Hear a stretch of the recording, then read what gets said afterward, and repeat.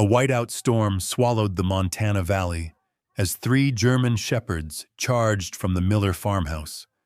Barking and digging under a fallen spruce, they uncovered the unthinkable.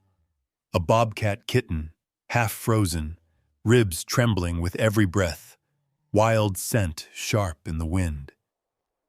Ethan Miller zipped the tiny body into his parka and carried it into the kitchen, not knowing that one desperate rescue would ignite a fight that split the whole town between love and the law.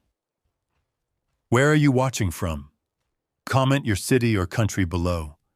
And if this moment grips your heart, like and subscribe for more true stories of courage, heartbreak, and hope.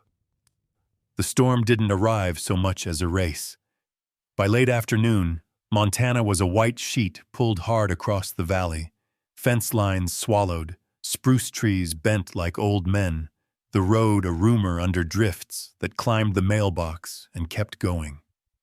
Wind bit through seams and keyholes, whining under the eaves of the Miller farmhouse, and the generator coughed to life in fits.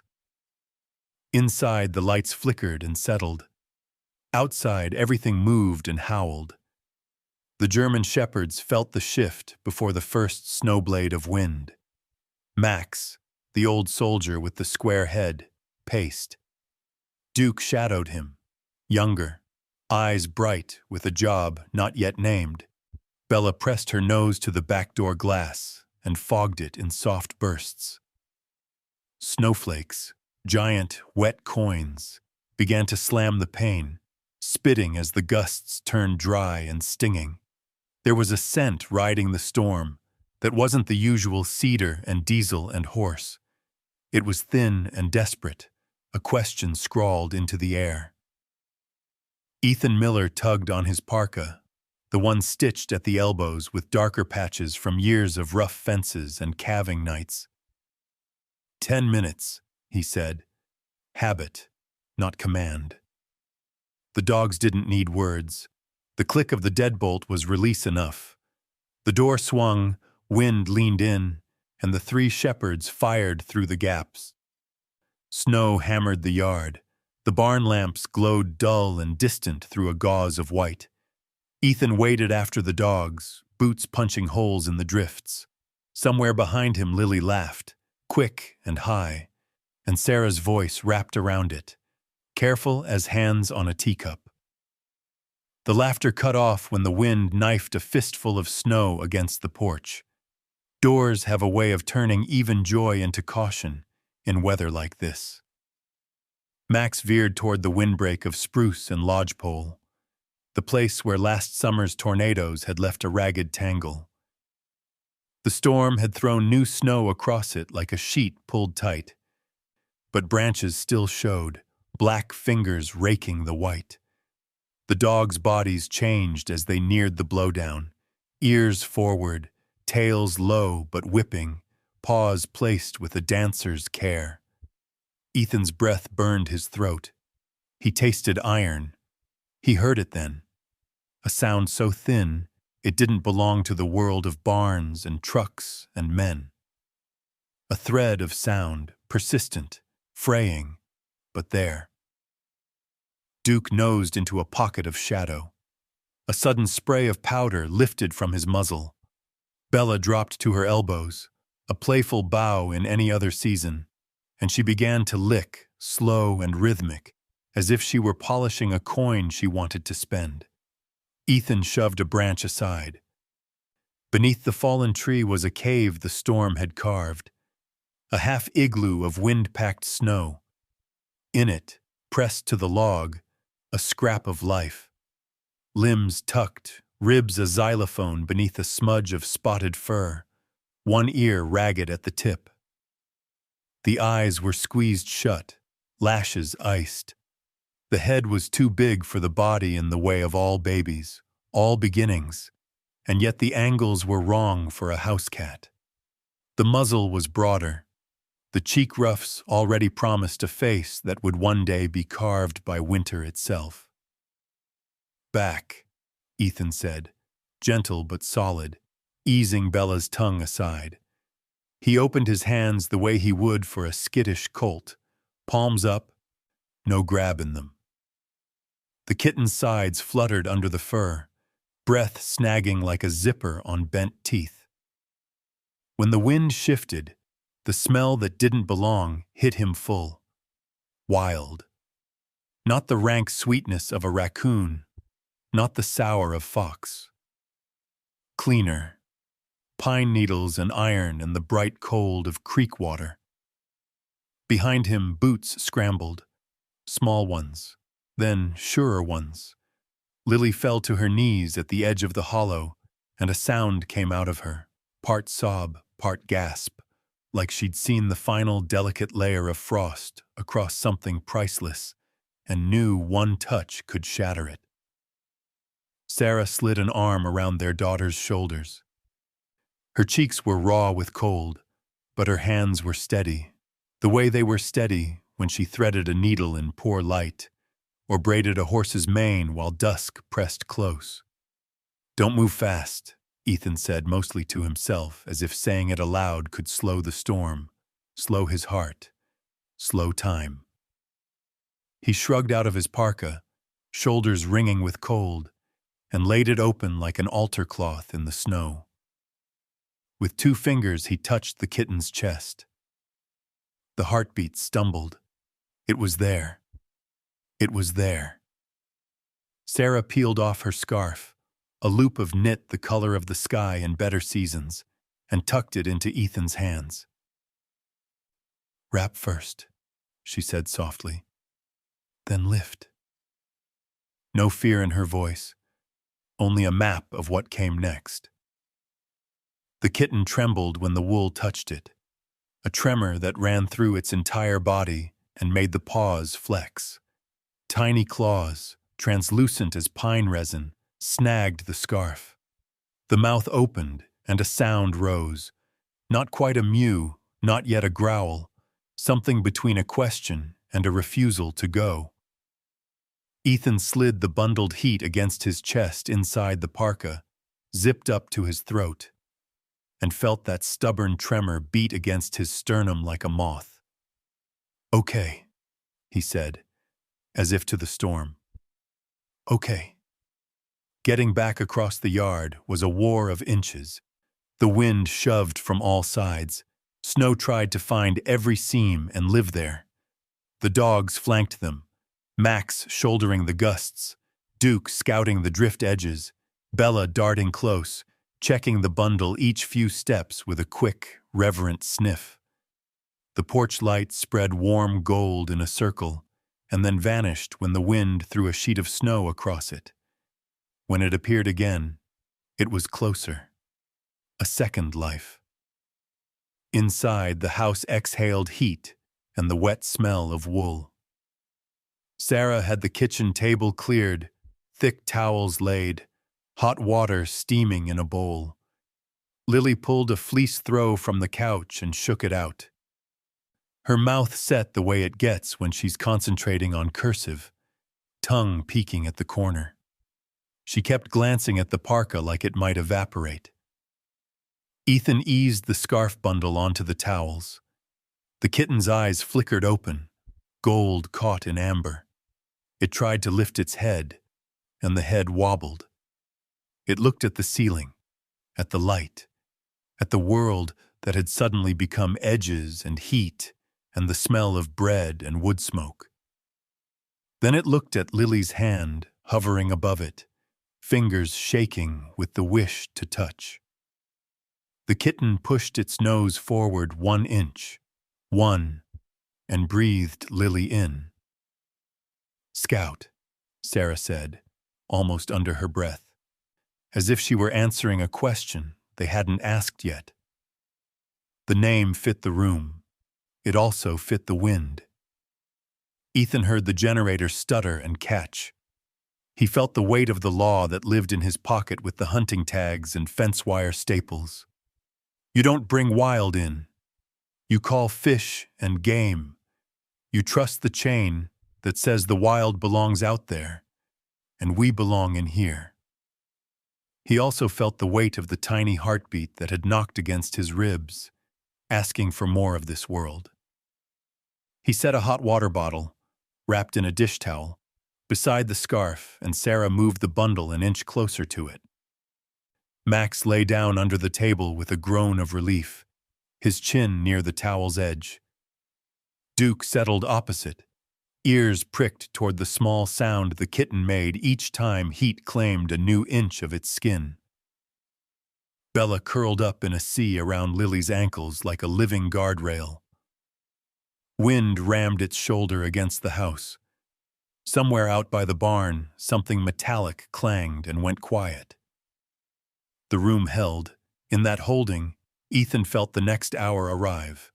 Phone calls, questions, the hard practicality of what a man is supposed to do. He looked at his wife's hands cupped around the scarf, like a shelter within a shelter. He looked at his daughter's face, wet lashes making starbursts on her cheeks, hope gathering there fast and reckless as spring melt. The storm drew a deep breath and roared.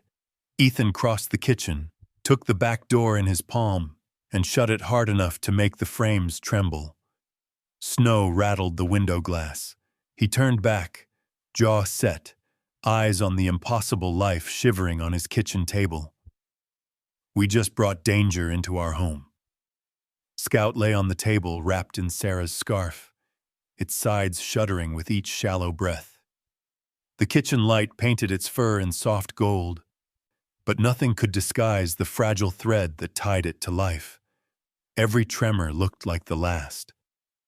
Sarah knelt close, her palm hovering just above the tiny rib cage, as if her warmth could will it steady.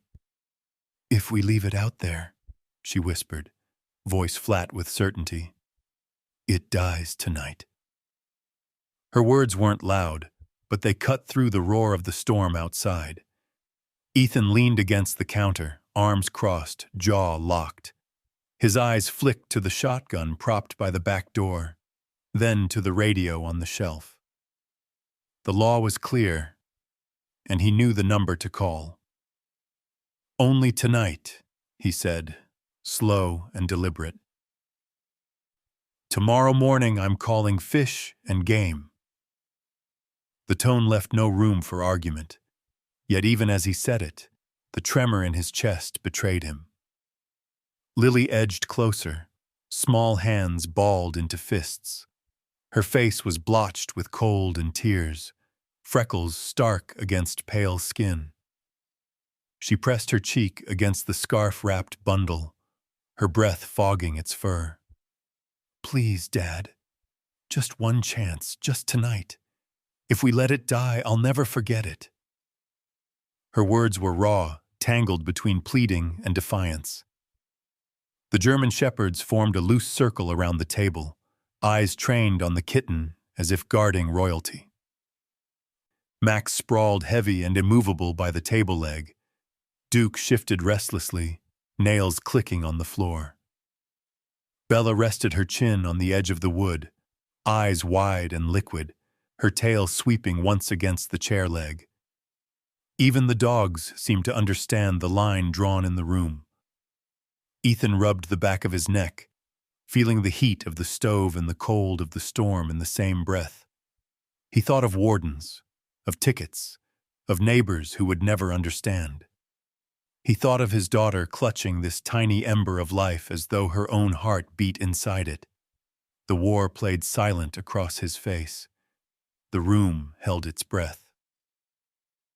Then, Scout's body jerked.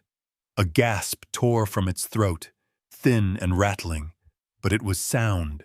It was air. It was life clawing its way back. Its paws flexed, claws snagging the scarf. Its eyes cracked open, glazed gold under the lamplight. For an instant, everyone froze, the fragile rhythm louder than the storm battering the walls. Sarah's hand steadied the tiny chest, whispering words no one caught. Lily clutched the edge of the towel, knuckles white. Ethan straightened, every instinct screaming that this was the moment, life or law, one choice pressing against the other like two blades. The wind hurled a sheet of snow against the glass. rattling the frame. The house groaned. Inside, 4 humans, 3 dogs, and 1 wild heartbeat waited for the answer. Morning crept into the Miller farmhouse, gray and reluctant, as if the storm had stolen the sun's courage. The world outside lay muted, a white silence pressed against the windows. But inside the kitchen, the hush carried its own weight. Scout still lay on the table, a small shape cocooned in Sarah's scarf, steam from the wood stove drifting around it. For hours, no one had truly slept. Sarah dozed in a chair, chin on her chest, while Ethan sat rigid by the stove, boots still on, eyes fixed on the fragile bundle like a man keeping vigil. Lily had curled up on the floor beside Bella, one arm draped across the shepherd's warm body, the other stretched toward the table as if reaching across a dream. Then, just before dawn, a sound split the quiet. Not the storm, not the creak of wood. A low, rasping exhale followed by the softest mewl. Scout's sides rose more steadily now, the ribs no longer a frantic stutter. Its eyes blinked open, amber and molten, startling against the frost that still lingered on its whiskers. Bella was first to respond. She crept forward, ears low, muzzle brushing Scout's damp fur. With tender strokes, she licked across its back, drying what the towels had missed.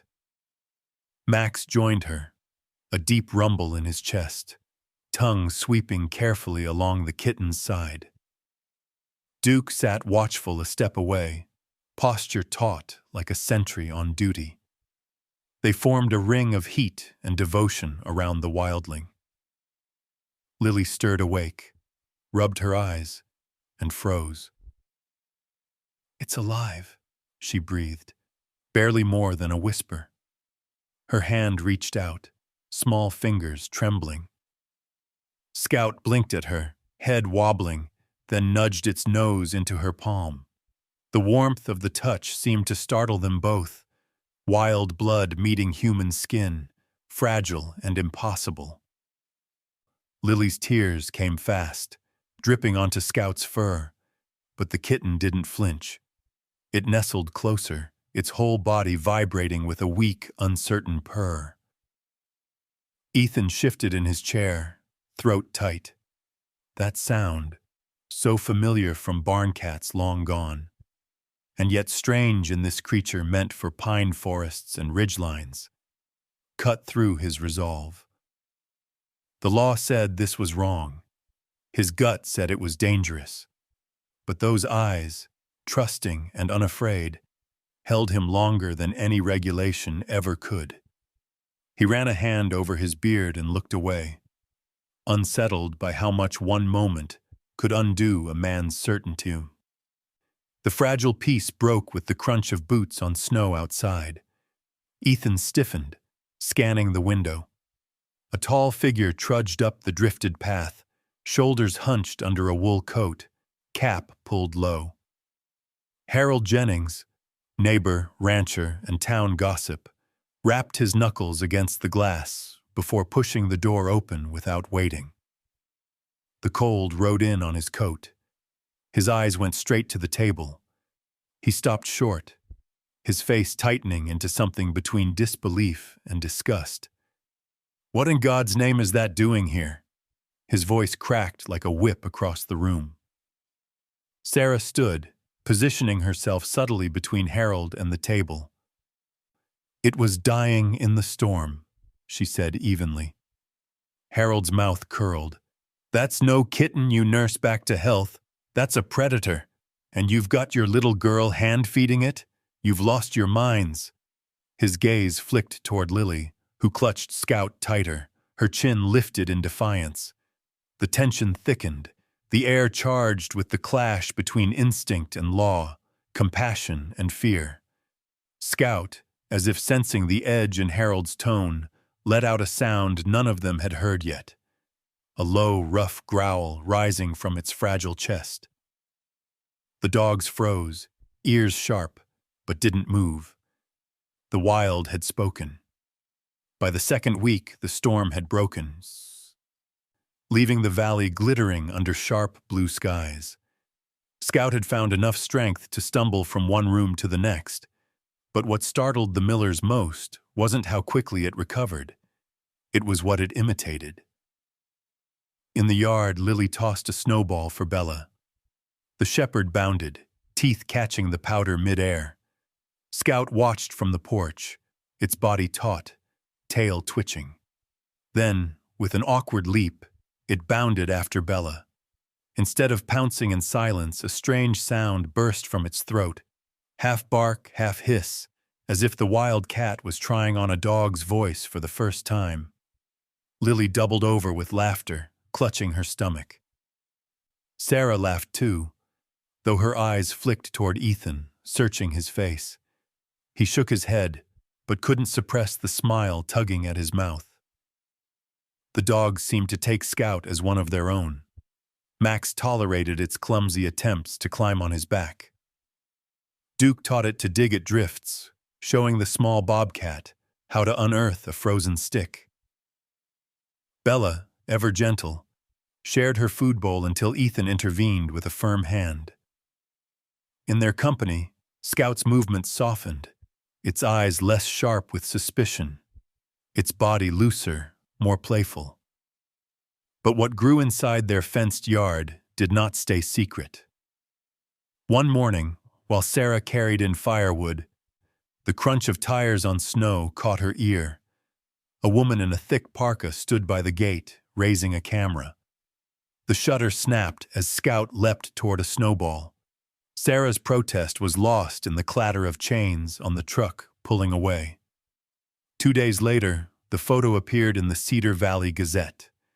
The headline read, "Family raises Bobcat Kitten like a dog." Under it, the grainy image of Scout mid-leap, Lily's mittened hand blurred in the corner. By evening, the diner buzzed. Some called it a miracle, a story that brightened the winter gloom. Others muttered about danger, about foolishness.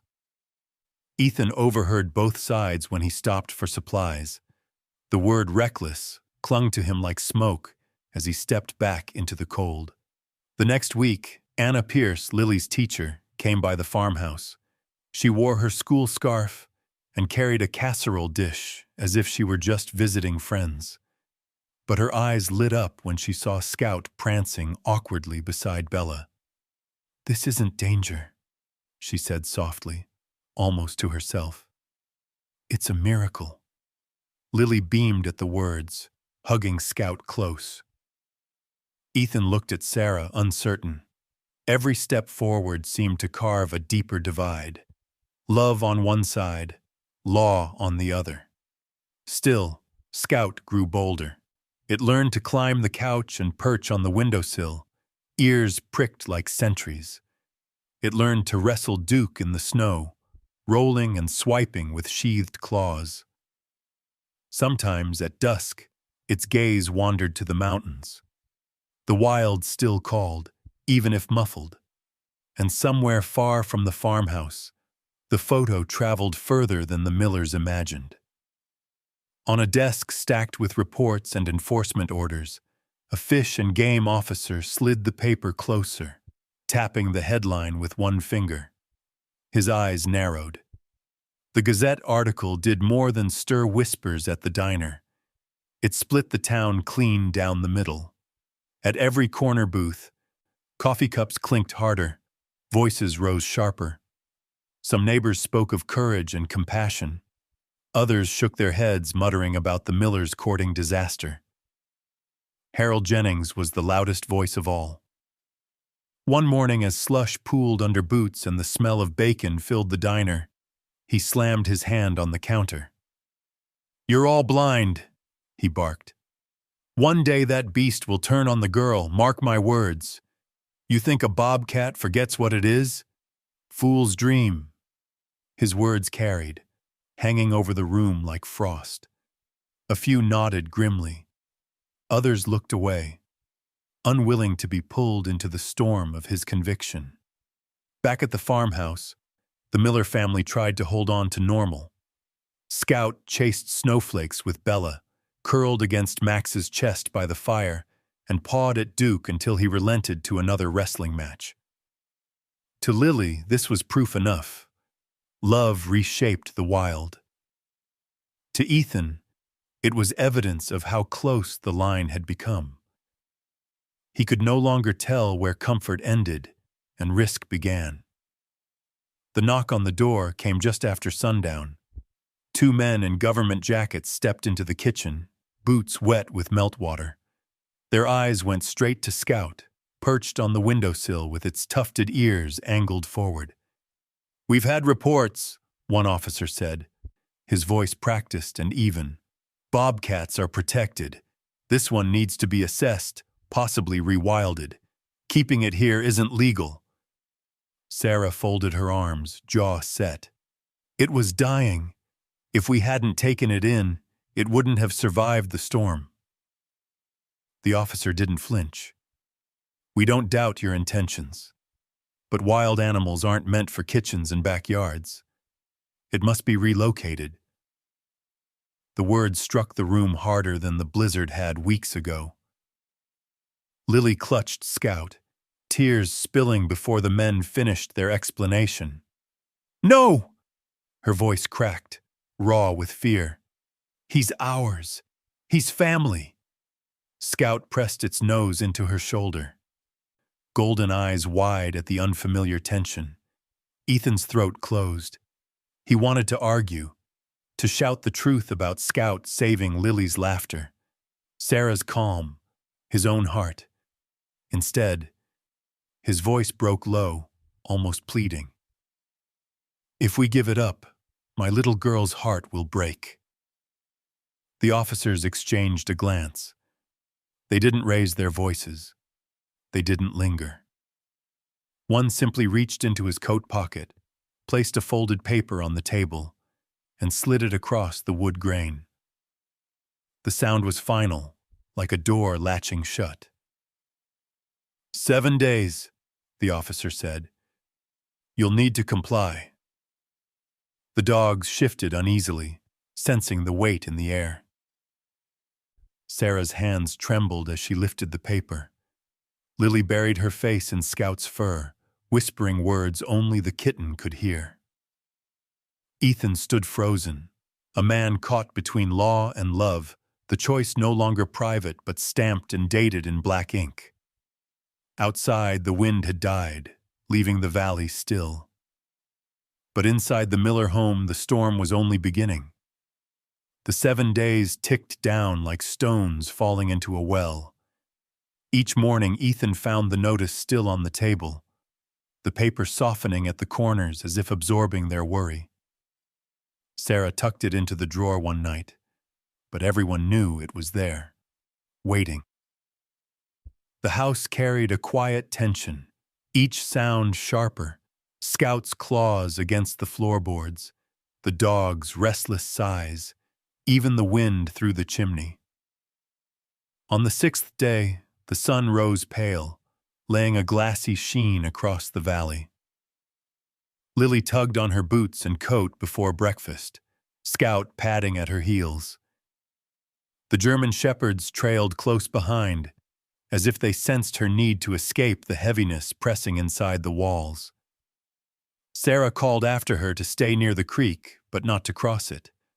The ice had a habit of turning traitor when the thaw came early. Lily laughed, chasing Scout through the meadow, the snow crisp underfoot.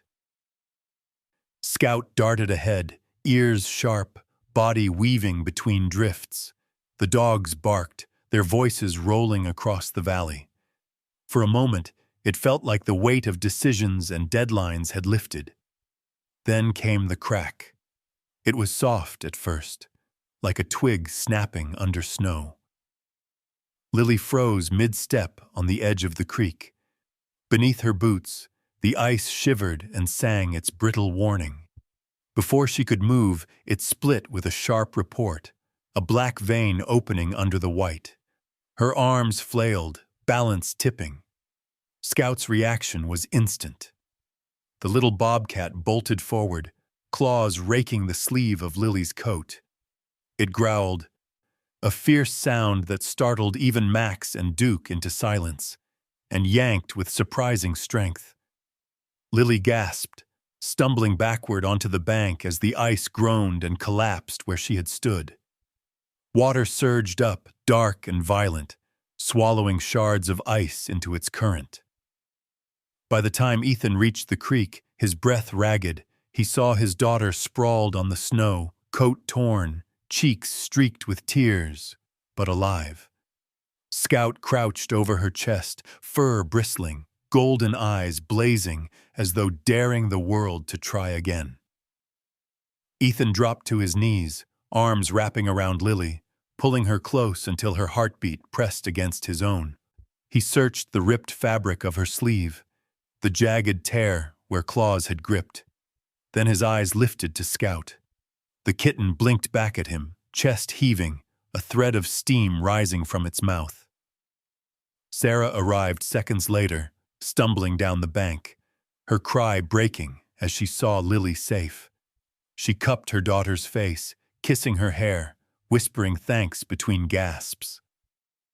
Scout eased off Lily's chest, circling once before settling beside Max, as if the danger had already passed. Ethan held the coat sleeve in his hands, torn but not destroyed. He realized the truth. If not for Scout, he would be holding far worse. The wild creature he had feared, the one he had nearly surrendered, had been the reason his daughter was alive. Back at the farmhouse, the story spread quickly. Word leapt from neighbor to neighbor, carried faster than the winter wind. By evening, the Gazette had its headline, "Bobcat Saves Girl from Frozen Creek." The town that had whispered about danger now argued louder than ever. Was Scout proof that love could bend instinct? Or was the miller's defiance of the law spiraling out of control? Inside the house, none of it mattered. Lily slept curled with her arm around Scout. The dogs gathered close. Ethan sat by the fire, staring into the flames, the notice still waiting in the drawer. But for the first time in weeks, he felt something shift inside him, a certainty that no piece of paper could weigh more than what had happened on the ice. The miracle on the ice should have silenced every doubt, but instead it sharpened the debate. The Gazette ran the story on its front page, and by the next morning, state wildlife officers were back at the miller's door. This time their tone was colder, their words practiced until they felt like stone. "We recognize what happened," one officer said, nodding stiffly at Scout curled in Lily's arms. "But protocol is clear. Bobcats are wild. They don't stay in homes. It has to be transferred to a sanctuary." Sarah's hands clenched on the back of a chair. "You mean torn from its family?" she said. Ethan stood silent, shoulders heavy, as if all the weight of his land and his choices pressed down at once. He didn't fight them. Perhaps he knew resistance would only make it worse. Or perhaps, in that moment, his courage faltered. The crate waited outside, cold steel, square and unforgiving. The officers lifted Scout gently, but the kitten thrashed, claws scraping, golden eyes wild with fear. Lily screamed, grabbing for the bars, her sobs ragged. "No! He belongs with us! Please!" Her words cracked the air like glass breaking. Max lunged forward, barking furiously, Duke snarling at the men until Ethan held them back by their collars. Bella whined, circling helplessly, tail down. The chaos filled the yard. Dogs, child, mothers pleading, officers straining against the animal that refused to go quietly. At last, the door shut on the crate. The clang rang in Lily's ears like a verdict. She collapsed against Sarah, shaking, her face buried in her mother's coat. Ethan turned away, his jaw tight, tears unshed but burning. The sanctuary was 2 valleys over, fenced high and lined with bare trees. They gave Scout food and water, but he refused both, eyes locked on the woods beyond.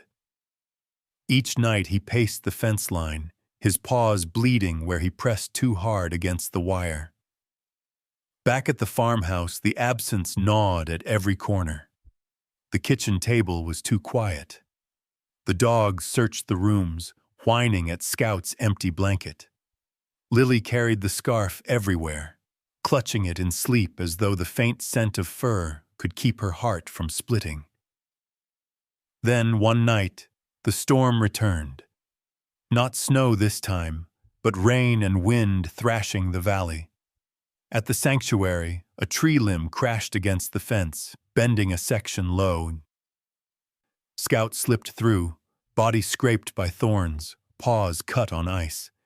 He limped into the dark, the storm swallowing his tracks. Hours later, at the Miller farmhouse, Max lifted his head with a sudden growl. Bella whined at the door, tail thrashing. When Ethan opened it, the beam of his flashlight caught a sodden figure on the porch, muddy, bleeding, but alive. Scout dragged himself forward, collapsed against Ethan's boots, and let out a hoarse sound that was neither mule nor growl, only relief. Ethan dropped to his knees, arms wrapping around the battered body. For the first time, he didn't think about law or neighbors or the weight of consequences. His voice cracked, raw and certain. "You are family." Inside, Sarah pressed a blanket warm from the fire around the trembling creature. Lily sobbed into Scout's fur, the dogs circling close. The farmhouse, battered by rain, pulsed again with something stronger than fear, an unshakable bond no decree could sever. Scout's return to the Miller home spread through Cedar Valley faster than the storm that had nearly claimed him. One neighbor saw Ethan carrying the soaked, bleeding Bobcat into the farmhouse. Another told the story at church the next morning. By the following week, a television crew from Billings had parked a satellite van outside the Miller's fence. The dogs barked at the strangers, but the reporters only smiled, lenses trained on the farmhouse windows. Soon, Scout's image, wild, tufted ears against Lily's shoulder, flashed on evening news broadcasts across the state. By the weekend, national reporters arrived, their cameras clicking like cicadas in summer. Inside, the Miller family tried to protect what little normalcy they had left. Sarah hung blankets over the windows. Ethan avoided town altogether, unwilling to face the sharp edge of gossip. Lily, though, seemed unfazed. She walked Scout around the yard, Duke and Bella flanking them, Max bringing up the rear like a general. Each time the Bobcat looked toward the ridge, she tugged him gently back, whispering, "Home is here now." But the world outside had claimed their story.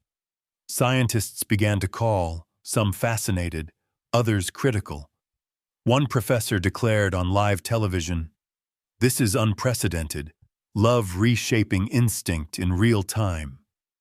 Another countered sharply, "It's dangerous anthropomorphism. A bobcat is not a child." The arguments spilled from academic journals into living rooms across America. Harold Jennings seized the moment to sneer. Standing at the diner counter with a crowd around him, he jabbed the air with his finger. "This town's a joke now. Cameras everywhere, folks thinking we're some circus act.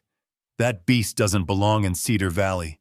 Mark my words, this ends badly."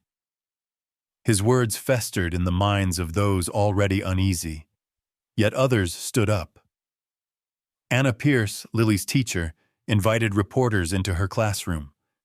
With Scout perched awkwardly on a desk beside Lily, Anna addressed the crowd. "We are witnessing something rare. A bridge between fear and love. This isn't a threat. This is history unfolding." Her conviction softened many hearts, even as it enraged the skeptics. Soon, the question was no longer whether the Millers could keep Scout. but whether the law itself could bend. Officials at Fish and Game found themselves caught under a national spotlight, every decision dissected on talk shows and social media feeds. Pressure mounted for a definitive ruling. The letter came one chilly morning, hand-delivered by a uniformed courier. Ethan opened it at the kitchen table, Sarah's hand gripping his, Lily watching with wide, unblinking eyes. The words were formal, stamped with the state's seal. An official hearing would be convened. Scout's fate would be decided not in whispers at the diner, nor headlines in the Gazette, but in a chamber where voices would clash and a single vote would carry the weight of law. Ethan folded the letter slowly, slipping it back into the envelope. For the first time since the blizzard, his fear was not of the storm or of Scout's fragile heartbeat. It was of the world now pressing into their home, demanding they prove what love meant when the law stood in the way. The town hall in Cedar Valley had never seen so many cameras. Vans with satellite dishes lined the street. Reporters pressed against the front steps, their microphones angled like spears at anyone who entered. Inside, the old wooden chamber filled with neighbors, ranchers, students, and strangers who had driven hours to witness what had become more than a local dispute.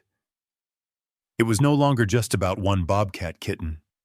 It was about where the line between wild and home truly lay. Ethan stood at the front, palms damp, voice trembling as he began. "Family isn't just blood," he said, his eyes moving over the faces in the room. "It's responsibility. When the storm gave us Scout, we didn't ask if it was easy, or even if it was legal. We asked if we could let a life die when it needed us. And we chose to carry that weight." Lily sat beside Sarah, Scout nestled at her feet between Max and Bella. The dogs flanked him like sentinels, their calm presence a silent argument in themselves. Sarah rose next, her voice clear, though tears clung to the edges. "I'm a teacher. I tell my students every day that compassion is more than words. It's action. Scout saved our daughter's life when ice gave way under her feet. If that's not family, then the word has no meaning." Murmurs rippled through the room, half approval, half doubt. The opposing side wasted no time. A state biologist stood, spectacles flashing under the lights. "Bobcats are predators. They cannot be domesticated. Allowing one to remain in a home is not only reckless, it sets a precedent that could endanger others who might try the same." Harold Jennings was next. He leaned heavily on his cane, but his voice carried sharp as barbed wire. "I've seen what wild animals can do. You all saw the photo in the paper, fangs and claws in a child's arms. One day, mark me, that beast will remember what it is, and someone will pay the price."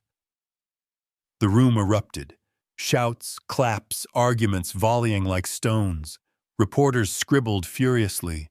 Lenses zoomed in on every face.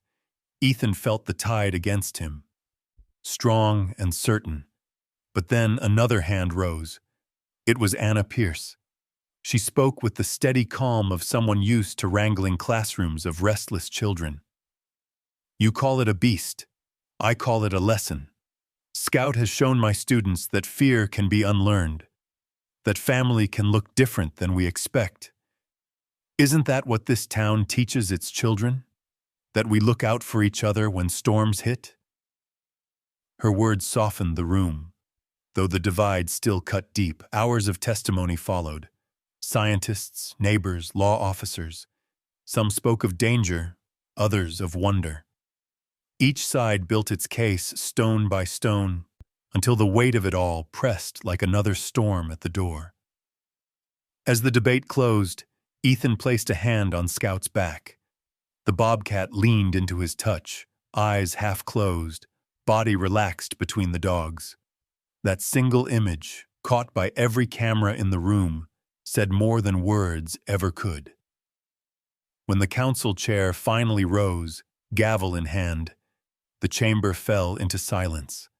The air was so tight, it seemed even the cameras held their breath. All that remained was judgment, the choice of whether love could rewrite the law. The council chamber had been carved into silence by the gavel's strike. Outside, the wind pushed against the doors, but inside, every soul leaned forward, waiting. The chair unfolded the paper, cleared her throat, and spoke the words that would decide everything. The Miller family was granted a special permit. Scout, the bobcat found in the blizzard, was legally recognized as part of their household. For a moment, no one moved. Then Lily let out a sob that turned into laughter. She wrapped her arms around Scout's neck, pressing her cheek into the thick fur. Sarah leaned into Ethan, relief flooding her shoulders, the months of fear loosening at last. Cameras flashed. Pens scratched across notebooks. The decision was already spilling into headlines before the family even rose from their seats. The drive home was quiet, but the quiet of peace, not dread. Scout sat between the dogs in the back, golden eyes steady as though he understood the gravity of what had passed. When they pulled into the farmhouse, Max bounded out first, Duke and Bella tumbling after him. Scout leapt gracefully from the truck bed, landing on the snow with the ease of something both wild and at home. Years unspooled from that night like a ribbon. The Millers' farm carried the usual work, calves born, fences mended, winters endured, but now there was also Scout. He grew sleek and powerful, muscles rolling under his spotted coat, yet he never turned away from the hearth fire or the hands that had once saved him. At night, he padded through the hall, slipping onto the rug at Lily's door. In the mornings, he loped beside the German shepherds across the fields, their breath pluming in unison under the wide Montana sky. The town, once divided, softened over time. Children begged their parents for stories of the bobcat who thought he was a dog. Visitors came, some curious, some doubtful, but many left changed by the sight of Scout lying with Max's head draped over his flank, or Bella nudging him aside to steal a scrap of bread from Lily's plate. Sarah found words for it in her classroom. Standing before her students, she spoke not only of history and literature, but of what her family had lived. Family isn't just where you're born, she told them. It's where you're chosen, where you are cared for, where you are loved. Her students carried the message home, passing it like kindling from one house to the next. Ethan, once the skeptic, grew into a man whose pride no longer lay only in acres tilled or stock raised, but in the strange, fierce love that had entered his home one winter night. He would stand on the porch at dusk, watching Scout weave between the dogs and his daughter, and feel a gratitude he could never quite put into words. And Lily, she grew up with her best friend at her side, never questioning whether the world thought it strange. To her, it was simple. Scout had chosen them, and they had chosen him. In the end, the story of the Miller family and their bobcat became more than a headline, more than a debate in a town hall. It became proof that love, when stubborn enough, when brave enough, can cross the lines that fear and law try to draw. And in a farmhouse in Montana, where storms still raged and winters still pressed hard, a girl and her bobcat rested side by side, the firelight dancing across them both, two lives once nearly lost, now bound together by the choice to hold on.